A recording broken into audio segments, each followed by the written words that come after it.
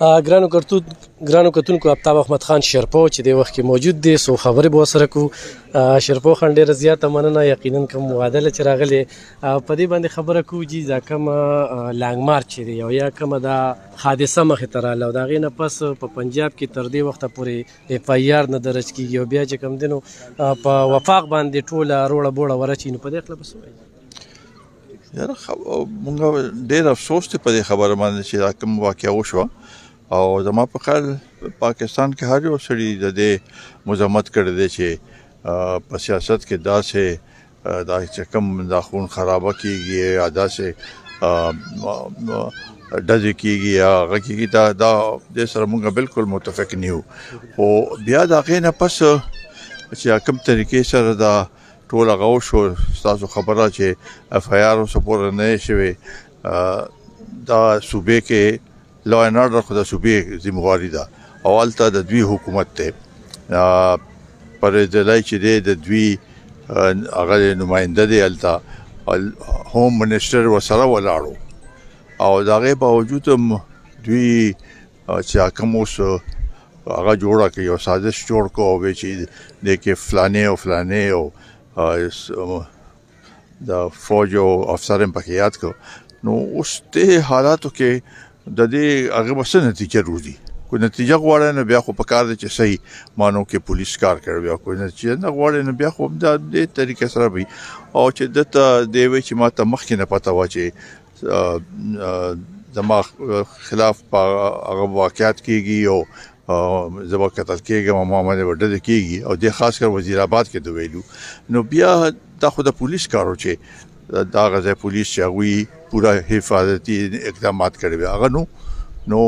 بجای په هغې باندې نو اوس ټول زور یې په یو آی جي باندې واچو چې بھئی آی جي لرې کړو هغه صوبایي حکومت د دې نه زمین هغه کوي. نو دا دې طریقې سره خو دوی دا وایي چې دا خلک په دا هر یو شی ومني دغسې، دا خو قابل قبول نه دی چاته. مونږ مذمت کوو خو ورسره دی نه سیاسي هغه جوړول نه وي پکار، خو صحیح طریقې سره هغه کېږي. وزیر اعظم خو وایي چې د سپریم کورټ هغه وکړي کمیشن جوړ کړي او هغه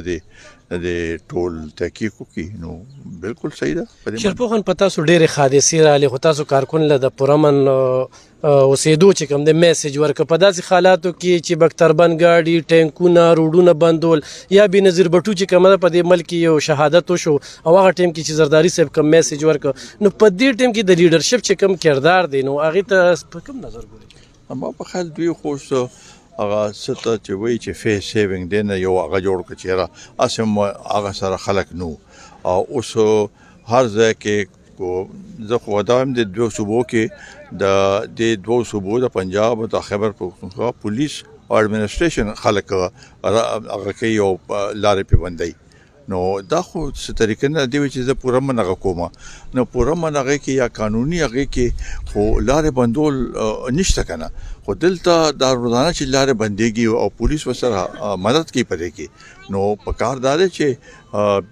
وفاق ته دې نوټس واخلي او د دې ځای د پولیس والا یا د پنجاب والا د ایڈمنسټریشن سره هغه وکړي چې بھئی دا تاسو څه کوئ، لارې بندول دا دې باندې یا داسې